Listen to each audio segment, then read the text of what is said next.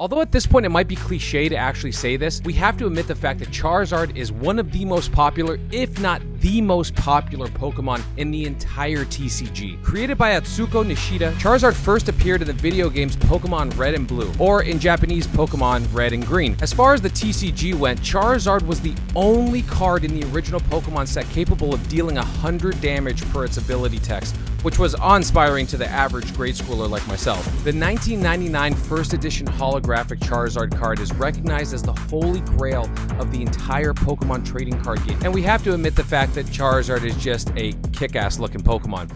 So one thing that I did do, guys, is rather than talk about the individual cards themselves, I kind of put them together for certain reasons and the way that they kind of speak to me, and I don't know if it's the same for you guys. So let's just get into this and see how it goes. So the first two that I picked out were the Brilliant Stars Alternate Art Charizard, which is obviously a fan favorite. The artwork is sick. I also picked out this Pokemon game art collection, which a lot of you may not know about, and I'm going to be doing a specific video on later on in 2023.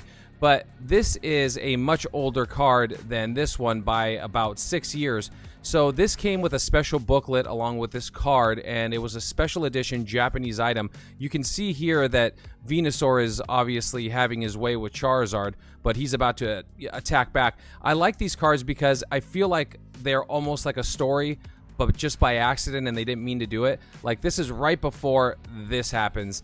I don't know. Let me know what you guys think in the comments, but these two cards have kind of, like, they're kind of kindred spirits as far as I'm concerned, and they kind of speak to me in that way. All right, guys, so these two are also kind of like brother and brother, and they are the Poncho Pikachus. I got these many, many years ago, and these are very important to me. They're very special. It was a very special deal that I did with someone who I haven't spoken to in a while, but we did a very cool trade back in the day, way before the channel, way before Pokemon was even profitable. But these cards are super cool, and I wanted to put these together just because it's both Mega Evolution forms, but Poncho of Pikachu, so it's kind of a cool mashup. I know we've talked about them before, but these are very important to me and probably will never leave my collection. All right, next we're going to have two promo Japanese cards, and they are going to be the promo reverse foil, which also might be a new one to some of you guys, and then also the CD promo. So if you want to look those up, we're not going to take too much time talking about their origins here on this specific episode. But these cards are super cool. They're both promotional cards. I love this card because it has this swirl, like this really fat, weird, odd swirl right there. This card is cool because obviously it's a reverse foil before there were reverse foils. So you can see that this card's from the year 2000. This one also comes out of a CD promo case, which I don't know if they're super hard to grade, but they're not really easy either. And the CD promos, which we actually have a sealed version of in our collection somewhere, they're just getting rarer and rarer, and you just don't see them as often. All right, this next one is another Japanese card. It is the Dark Charizard from Team Rocket. This card's important to me because it's one of my very, very first accomplishments as far as getting a Charizard into PSA 10 by purchasing it from a loose collection. So this card was like very important, and it came back at 10. I remember buying a collection back in the day, and this is one of the first Charizards that I got back that came back as a 10, and I was so stoked about it. I was not expecting it, and I was so happy to have it. Still have it to this day. All right, the next two are going to be two Mega Charizards. One is from Flashfire, and it's not the secret rare variety. It's just the number 69. Come on. I just wanted to put these two together because they are both important to me for different reasons. I love Mega Charizard, specifically this version of it, right? The other one, you know, there's always a debate between X and Y. I love the Blue Flame Charizard more than the orange. It's just so much more darker and sinister. This card's super important to me because it came from a pack that I opened on the channel, and it came back at 10. It was 2 different episodes, and it's just nostalgic for me for that reason, that it all happened on the channel and was all documented. So super important. This next one is important for a much different reason. When I got back into the hobby, I used to be able to buy EX Power Keepers for about $20 to $25. Now that's per pack. Now, obviously, the story is much different. They're multiple $100s. A lot of you guys are going to be like, oh my gosh, you actually opened those? Yeah. I went back and opened a lot of packs from my childhood that I really, really wanted to, you know, re-spark my interest back into the hobby. I pulled this card out of a single pack, and it had the regular Holo Charizard in the same pack. So imagine pulling now like an Evolutions Charizard and then the reverse Also, that's what I did with an EX Powers Keeper. I still have the other Charizard, which is in the vault, but that one came back a 9. It would have been so sick to have sequential 10s, but this one is just the one that sticks out because it is such a low pop. It's like in the 20s. It is a very, very rare Charizard. So for the completionists out there that want to get every Charizard holo in a PSA 10, Rusty from TCA, they're going to need this card, and there's only 20 some of them on the planet. So this card's super important to me, and it's very, very nostalgic for me for that reason. All right, this next one is a little cluster, and it's going to be all of the different forms of this Charizard revolving around the Evolutions line. This one doesn't, but it's the remastered version of this artwork, so I just wanted to throw it in there. So we'll just kind of take this one off to the side. But this is from Stormfront. If you guys don't know, it is the remastered version of this artwork. But these three are super important. So this one right here, I pulled myself and I graded and it came back a 10. That's awesome. This one, I've pulled about 300 of them on and off the channel. Oh my God! The ones that I've graded for myself, never been able to get a 10. I had to pony up and buy it, so that one's cool. This one is super, super important. Not only is this a staff Charizard, so this is very, very rare as far as this specific Charizard goes. This card is important to me because it came from one of the first cons that I went to, the first con and only con that I've gone to while having a Pokemon channel. So this is nostalgic for me for that reason, and it's, of course, an iconic card, so you can't hate it for that either. All right, the next cluster is going to be all the same artwork once again, but a much different artwork. So these are going to be the full art Charizards that you've seen from Hidden Fates, Burning Shadows. This one's from the Japanese version of Hidden Fates, and then this one is a promo card that came in a Charizard GX box.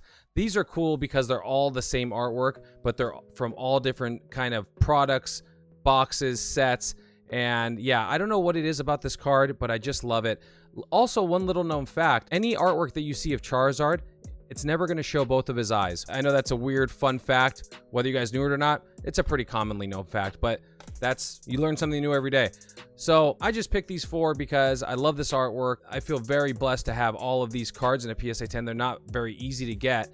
And you know, like these ones are getting much more rare. Burning Shadows is kind of creeping up in price, and the print quality was just not good.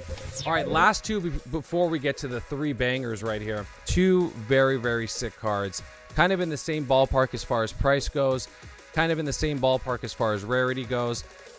This is the Blaine's Charizard from Gym Challenge. It was a very important piece that I needed because I'm trying to complete Gym Challenge in general, not first edition because it's just so ridiculously expensive, and some of the cards are such low pop. And then this one is from Legendary Collection. It is the reverse holo. One day I would hope to get this in a PSA 10, but for now I'll be happy to have the PSA 9. Honestly, it is just such a sick card, and in person it just doesn't do it justice on camera. In person it literally looks like a full explosion right in your we'll just stop there. Let's get to the three bangers.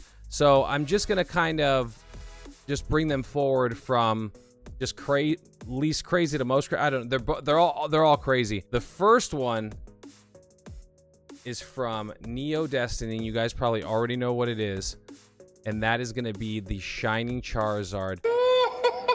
It's not first edition, but this is one of my biggest purchases when I first got back into the hobby.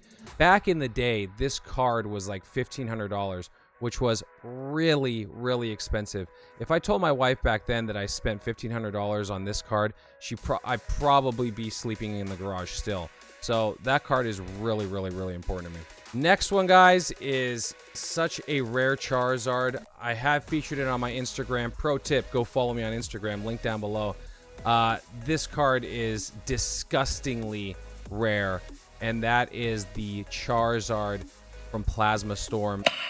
Nice. So this is one of the earlier adaptations of a secret rare or gold Charizard. There is a discussion there on what it is. It's really just a gold border Charizard. If I were to just say it, it's a secret rare, but there's going to be an argument there. This card is super, super difficult to get in a PSA 10. For whatever reason, when they printed these and cut these, the bottom half was always fatter than the top. The top was always much thinner, so which made it, you know, damn near all of them off-centered.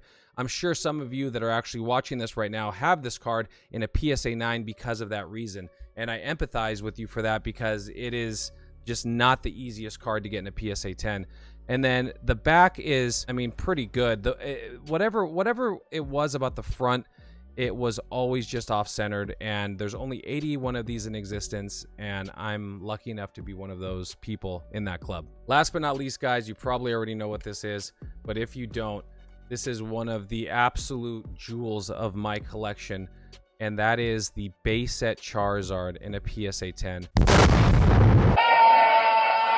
So I was a little bit wary. I did go after this card. I had to do a lot of trade, a lot of in partial cash. I was a little bit wary because it was an older certification number. But once I inspected the card, this card would probably get a 10 in today's standard. It is a super, super clean copy of this card. Very well centered on the front and back. The only gripe, if any, that you might have with it is that it maybe is a tad to the right, but it's really just so minuscule.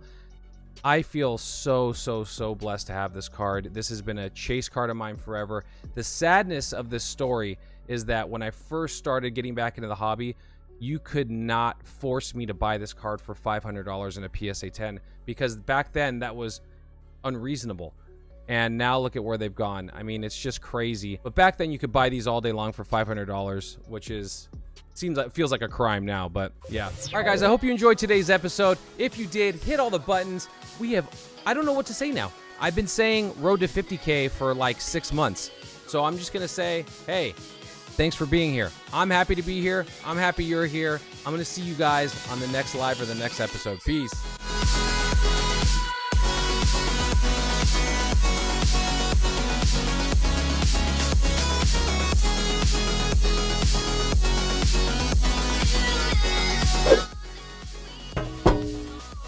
Yeah, I'm talking to you. It's time to hit the button already. Do it now. What do you think, I'm dancing for free here?